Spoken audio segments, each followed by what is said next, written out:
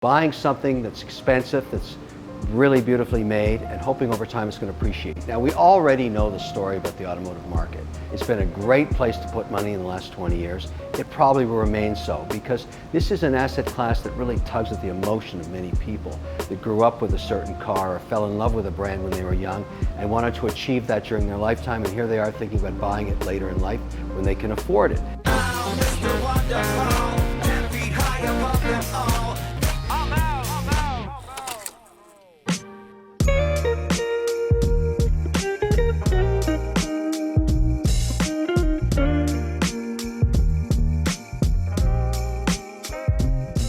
A 427 Corvette, why not put it beside the Martins? Makes sense to me.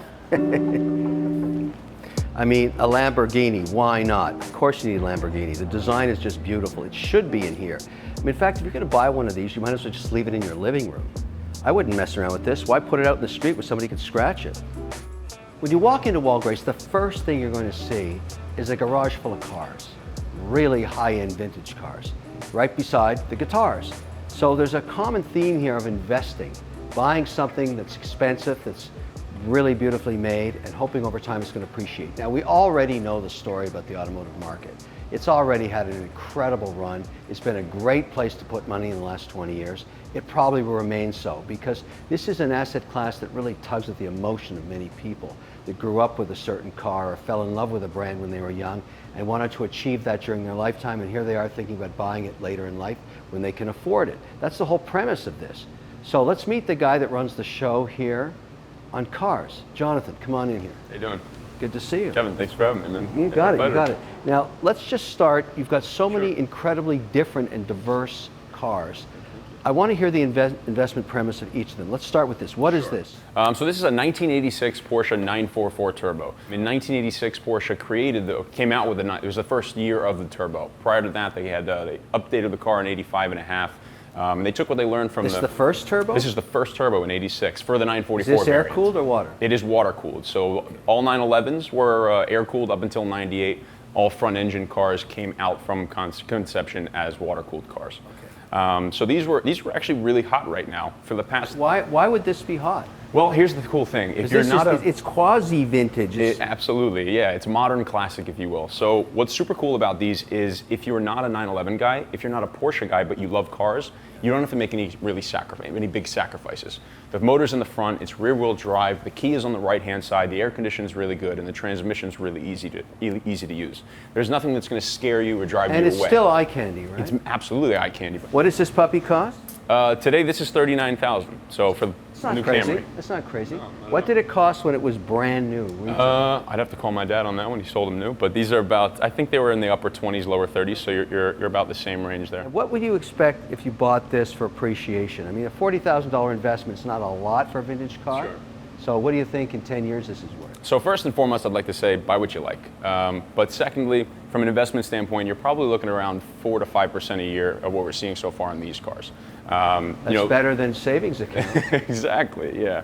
So, and we've seen them come up drastically every year. And this is drivable, right? Absolutely, it's daily drivable. The air conditioning's great. The power steering, power brakes, power assisted steering. Excuse me, not actual power steering. But. This is the classic air cooled, I'm sure. This is it, air cooled till 98. Because it's got the big whale fin in the back. Whale tail, yep. Yeah. Cool. All right, tell me about this. This is an '89 930 Turbo Coupe, known as the Widowmaker. The Widowmaker, and they're called the Widowmaker because they left a lot of people as widows. So in 1975, a lot of guys died in it? A lot of guys died in them, yeah. Why? So they're pretty drastic to drive. It's a 3.3 liter naturally aspirated motor mated to a pretty large turbo. And what's interesting about them is they don't really spool up till about 3,500, 4,000 RPMs. And they made these cars from 75 to 1989. You're basically saying it's so powerful, guys can't control it? Essentially, yeah. And they made these cars from 1975 to 1988 with a 4-speed, and in '89 they had come out 3 years prior in '87 with and '86 with a 5-speed that they decided to finally put in this car. So this is a 1-year only particular car. Oh, it's a the Widowmaker, and it's black. And it's black, exactly. So you really got to know what you're getting yourself into when you buy this. Yeah. You got to really know how to drive a stick. Absolutely. You got to really know how to work a clutch. Correct. Because you're telling me you're spinning out of control, killing yourself at a high speed. That's basically. The scary thing about these cars is not necessarily the acceleration, which what a lot of people attribute fear to with a turbo, it's actually the deceleration. So the wheels actually nearly lock up if you lift too aggressively. So you kind of want to ease off. This will scare the best of the best. There's no way ifs, ands, or buts around it. This is a pretty incredible car.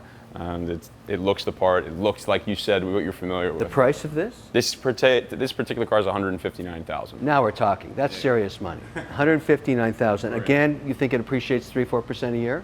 From what we've seen, there was a bit of a bubble associated with these particular cars, and they've kind of settled, but now they're naturally appreciating. I would say anywhere from 3 to 5 is fair. But this car, because they don't make air-cooled turbos anymore, how do I find an engineer to maintain it if I'm going to drive it? Good question. And unfortunately, those guys are kind of dying off. But what's pretty cool about these, they're very easy to learn. So if a guy's eager and wants to learn and he has a mechanic shop or he's a mechanic, they're very easy to So are there guys that specialize in cars like this? Absolutely. And for the foreseeable future, they're not going anywhere. 20, 30 years from now, it is worth the question. But yeah, there are Porsche specialists all over. And can you get parts for these? That's the very cool thing, is thankfully, since they have become such great investments, Porsche themselves have actually started to remanufacture some of their old parts. So you can buy a lot of parts direct from Porsche.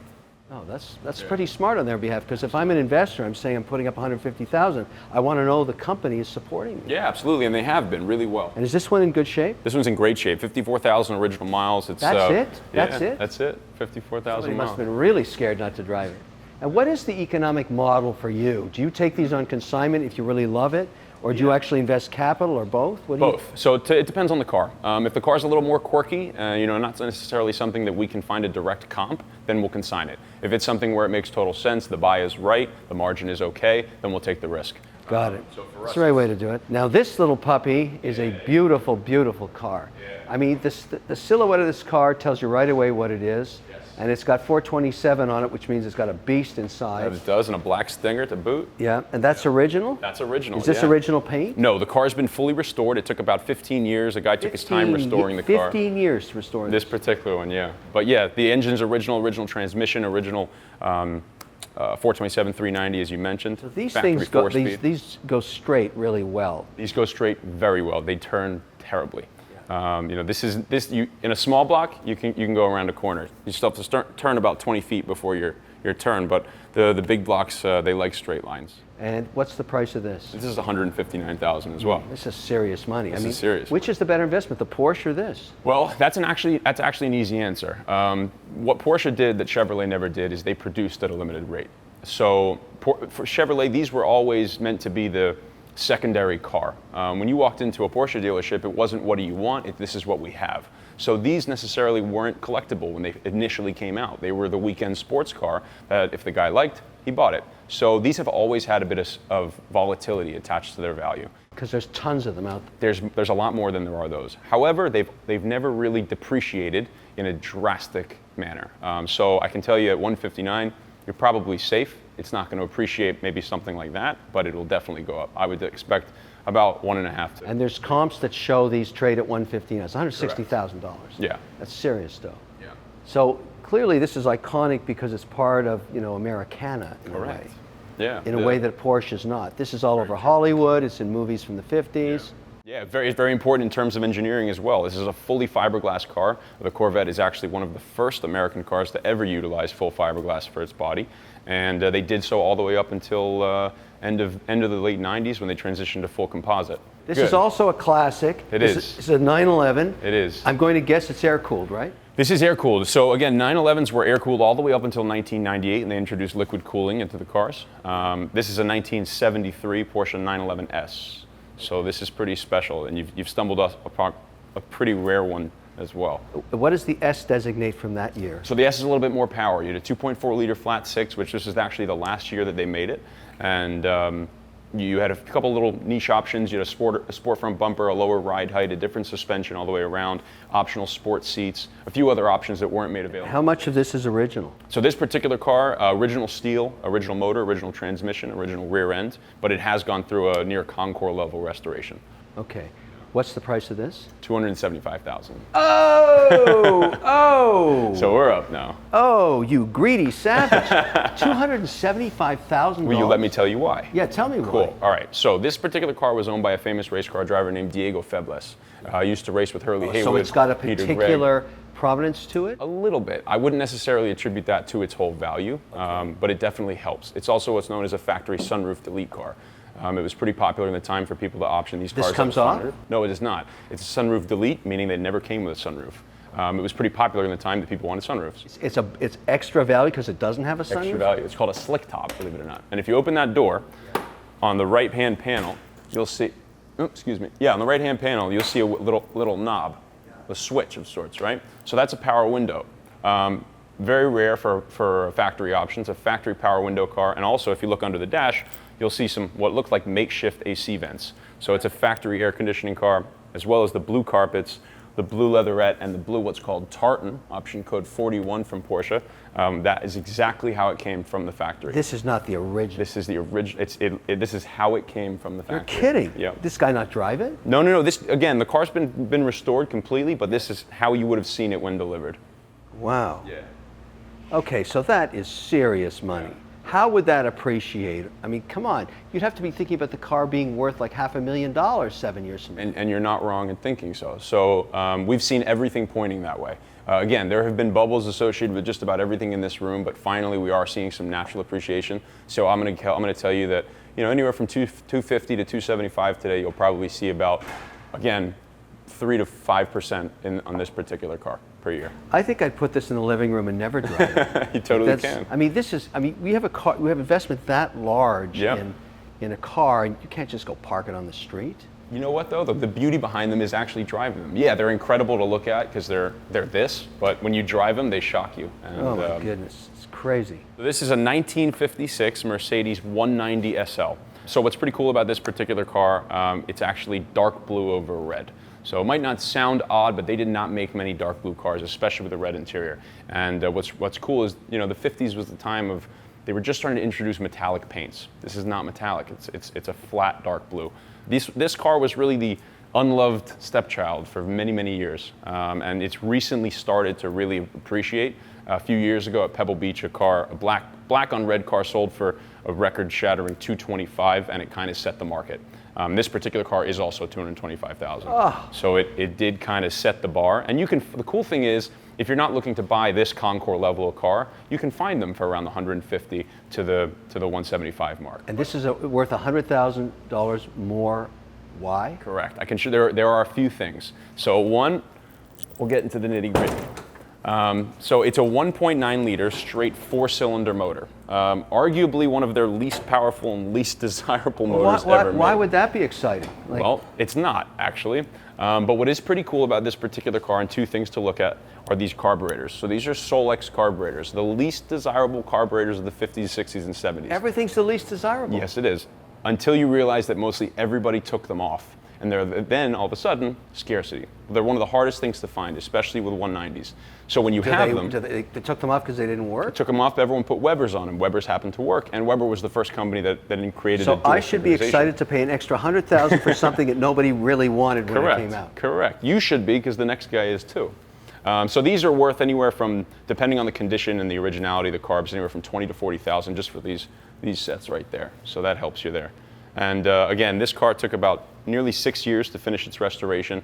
But what's really nice, I'm not a fan of over-restored cars. And if you look at things like here, the VIN placard and the spec pack placard, and then move over here, and on your side you'll see it as well. There's some oxidization on the metal trim. That's all indicative of original bright work. It's cool to see that. You don't want to see anything overdone, because realistically, they didn't have the tooling to overdo it. Everything was hand done at the time. It's actually got a very beautiful interior, very simple and stylish. Exactly. Yeah, it is. And everything down from the white ebony looking steering wheel, and then cool things. These are your turn signals. So when you want to indicate, you simply flick your thumb and you indicate. So as beautiful as it was functional and practical. Another thing about practicality, and I don't know why I can tell you why they don't do it today, but this is your sun visor. Today we put down this piece of plastic and it completely blocks our line of sight. This is just simply like a sunglass. Smart, until you realize the reason they took it away is because if you hit your head on it, it wouldn't feel good. I'm sure a few people became widows as a result. They learned the hard way. Back over to a 944, actually. So the white one that we started with, again, both 1986s. This one has about half the miles at 32,000 miles. That's slow mileage. It is indeed. What's special about this particular car? And you know with certainty when you see mileage like that, it hasn't been turned back. How do you know?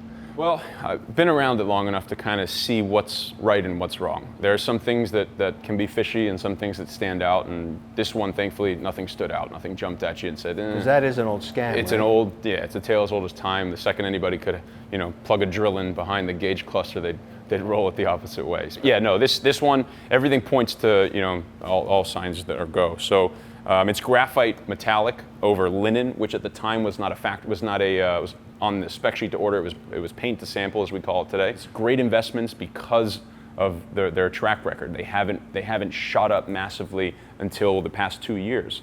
They were something that you could pick up. And the price of this is? $45,000. It's not bad, No, right? not at all. Again, back to that, it's a little bit more than a Camry. Yeah, this is a Widowmaker too? This is, yeah, so essentially they were called a Widowmaker from 75 all the way up to 89.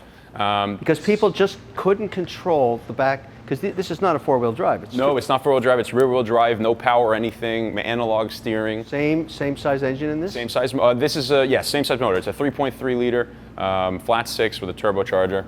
And this particular car is pretty impressive with only 12,900 original Oh, that miles. can't be real. That is real. What was it doing? Just sitting in somebody's garage? Yes, this, for all intents and purposes, it's a two-owner car. The guy who owned it for the bulk of its life had it for about 27 years before passing it along to a guy who might have been looking to invest in it a little bit more. And price of this? This is $185,000. Okay, but that for 12,000 miles on it. Yeah. That's pretty good. Well, you have two options at that point. You can either look at it as what it is, which is a near new car, or you can look at it as a true investment and tuck it away, which, again, totally up to whoever buys it. But the cool thing is, it's one of those go find another examples, and there are a few in this room. And what you say is, someone comes in, they look at it. But you don't have too many vintage cars with 12,000 miles on No, it. this is a rare thing. So it's a challenge. If you bought it with 12,000 miles and it looks, is this restored? No, this is all original paint, Oh my original goodness, because leather. it looks brand new. I know. Yeah, it's pretty. So pretty really, well. this would be taking cash, buying it, Yeah. and just assuming 4 or 5% a year in perpetuity. Yeah, about that, if not more. You can look at it this way. If you went and bought it new in 1986 and you sat on it all those years, obviously that margin is going to be huge. However, if you buy it today and you sit on it for the equal amount of time, call it 35 years, the margin might very well be the same. So you're buying something that looks as new as it did near in 1986, and then 35 years from now, you might actually have the same result. Yeah, it's incredible. That's very unique. I've never seen one. Well, I can shock you a little bit more with what's behind us. All right, let's look at that. So this is a 1989 Lamborghini Countach 25th anniversary edition. They made just under 700 of these cars for the world. They were made from 1988 to 1990, and it was really the last Lamborghini to be built prior to the Chrysler ownership, which happened at the end of 1989, and they introduced the Diablo in 1990. This particular car, 1,003 original kilometers, 623 miles. How's that possible? Well, so this one people could look at. First of all, it's horrific to drive. It's not something that's necessarily comfortable to get in and out of, and it was very easy for someone to say, you know what, I'm not going to drive it. I can look at it and I can realize it's numbered, and all those signs point to it appreciating. But you could drive it out of here. You can absolutely drive it out of here. It's been serviced its whole life. It's got great records and it runs great. So, what's the price of this? $425,000. Oh. So okay, that really, you have to treat it like a piece of art. Yeah. You might as well put it in your living room and just look at it. If you want to do that, again, first of all, if you're a small enough guy named Gianluigi and you're Italian, you'll fit in it just fine. You probably can't. No. I stalled it about 6 times coming in here because right when the clutch release is right where my hand's on the steering wheel. That's crazy. But, yeah. So this is truly, it's a brand new. For all intents and purposes, yeah. And you can, again, going back to the same way you can treat the 86 Turbo, Yeah. you can treat this one of two ways. You could treat it as a new car, choose to drive it, or you can treat it as the investment I that think you're it would looking be given that it's so hard to drive anyways, everybody talks about these cars being like go-karts, are so hard to drive. Yeah, a go-kart is a You're compliment. basically lying down on the road. Absolutely, yeah. And this is, if you look here, this is about as wide as the window opens. You're kidding. No, that's it. That's it. So there's some old photos of guys pulling up to drive-thrus and having to open the door. And the way you back this car up actually is you sit on the door sill and you look out because this is your line of sight when you look in the rearview mirror. That's it. That's it. It's crazy. So it's really not functional other than just looking at a beautiful piece of art. And that's it, you know. And for all intents and purposes, all these cars are art. They didn't start off to be this. No one intended for someone to tuck them away, for someone to have anything less than, 1,000 miles. So this is odd. It's odd for the brand to see, but it's super, super cool. So you're going to find somebody who's really into this history, the lineage of this car, the story, and the fact that there's basically no miles on it. Yes and no. You might find the guy who had the car on his wall when he was a kid, and he's like, oh my God, this is it, and this is the closest to new he's going to get. drive it. Yeah, he could drive it. That's crazy. Yeah. I love to hear that they drive them. Personally speaking, it breaks my heart when I find out they I know, but I mean, it's just, you're putting up close to $500,000. In fact, $500,000 after tax for sure. Yeah. And you got to think about that as an investment. You want that to appreciate over time. Absolutely. Wow. Take a loan against it. They're just fine. Leverage. This is a 1963 Chevrolet Corvette split window coupe. It's also a 1 year only car, and it was 1 year only not because they meant it to be, but because it was a design flaw by consumer standards. A design flaw? Yes. So if you come around the back, what everybody gravitates to, if they know a little bit of anything about Corvettes, is this. So this is a split window, meaning 2 panels of glass. And unfortunately, when you're sitting in the driver's seat and you look in the rearview mirror, it makes the Countach look like a big bay window. You can't see anything. You can't see anything. So they discontinued it after almost less than a year. Some guy designing it never got in it and looked at the rearview mirror. But why would he look at it? I mean, he designed it step back and goes, wow, and it looks worked. Fantastic, but It's almost like a Bugatti boat tail look, which is rare for the Americans to kind of adopt. It's a beautiful kind of look. Yeah. And price? $120,000. Yeah. So this is a 63. They made them for 1 year only. Personally, what I love about them from an artistic standpoint is Corvettes are subtly known for being extremely symmetrical. Yeah. So if you look down the car, it's almost literally like it's split identically on two sides. And if you look inside, you'll see the haunches on the dash. The only thing missing from an experience standpoint from the passenger seat is a steering wheel and a gauge cluster. Right. It does look that way. It's a perfect symmetry. Yeah. So this is a really nice car. This is gorgeous. I'm a Porsche Ferrari nut, but this is my favorite thing in here right now. This is a 1971 Mercedes 280 SL. What's called a Pagoda, which is the name for the roof. This roof right here actually comes off. It's a removable hardtop. So it can be. It can be removed. I'd ask you to do it with me, but it's a bit of a pain. Yeah. It's not easy. You take it off for the season, I assume. Yeah, you do. You take it off. And there's a rag top? There's a chocolate brown rag top to match the interior. This is the final year for the 280, for the Pagodas. They started these cars at the end of '64, I believe. Kind of a creamy. It is, yeah. It's like an off-white, absolutely. More of a cream and off-white color, sure. And so they made these cars from about '64 to 1971, this being the final year. And some notable things on this particular car are going to be the fact that it has factory air conditioning, and it's a 71. So less than 900 cars produced for the year, which is the lowest produced of all 280s throughout its inception. So price? $95,000. Not bad. Not bad at all. So really, the market does differentiate these incredible deltas. Massively. The biggest differentiator on these is going to be condition. Unfortunately, over a course of its near 50-year existence, there are a lot of people that didn't buy them for investment or collectible. So things. They just drove the crap out of them. They drove the crap out of them, and there are certain things I'll show you. If you're ever looking at a Pagoda, there's some certain things to look at. So on that fender over there, you'll feel it. It's going to be a little tough to see on this particular model. Some are more pronounced than others, but there's something called fender notches, and you should be able to feel a little bit of a ridge. Oh, I do. Almost if you close your eyes, right? Yeah. So basically, there was this. If you follow the body line that runs more like a belt line on the whole outside of the car, it was this really cool, subtle touch the Mercedes did to mimic, and they did it on the inside of the fender well, and it was just. It became this thing called fender notches. And when looking at a Pagoda, you want to see if it still retains its fender notches, because when the car is painted, it's very easy with some sandpaper to take those off. And when they're put back on, they look completely fake. So that's the big deal. Somebody would even understand not to sand them down. It's a big deal. And there's one other thing that absolutely helps the value of the car, and I'll give you an idea. If this particular car had all of its fender notches and what I'm about to show you intact, you'd be looking at opposed to $95,000 anywhere from $120,000 to $150,000. So what is this thing missing? So well, not necessarily missing. It's what's kind of faded. So if you run your hands along the inside of this fender here, you'll almost feel these round bumps of sorts. Yes. Okay, so those are called spot welds. They're literally spot welds. But again, they've faded from over the years. Yeah.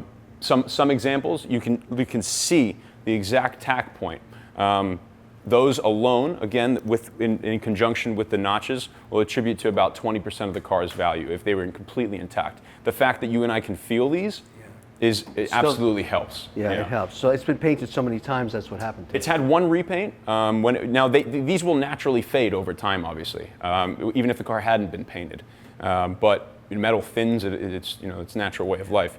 But no, this car been painted once prior, and they did a wonderful job. Whoever looked after it before, the engine bay is absolutely incredible and rebuilt really to factory spec. These firewalls have been getting very difficult to find. The only thing that I would pick apart would probably be that it's not a Mercedes battery.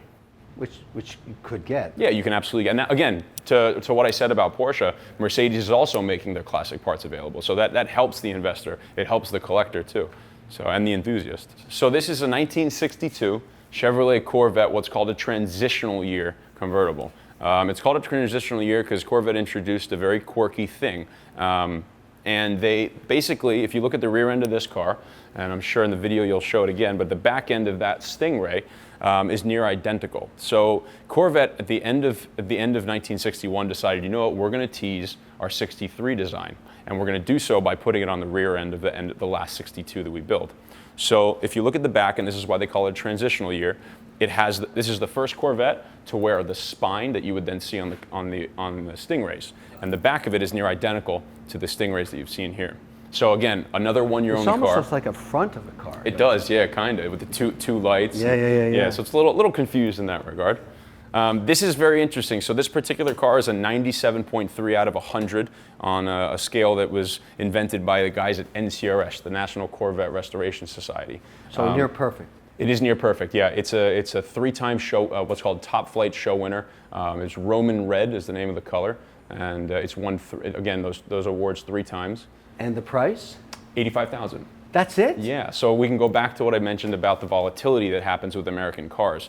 They didn't necessarily make these to pitch to the collector for us to have this discussion. This is pretty cool that we're chatting about this car. I mean, it's still money, but it's not still crazy. Money. Exactly, and it's been this price for a while. My client who actually bought this car 6 years ago paid $85,000 from the second owner of the car, who had it for about 33 years out in California. Did he drive it? Yeah, he did drive it.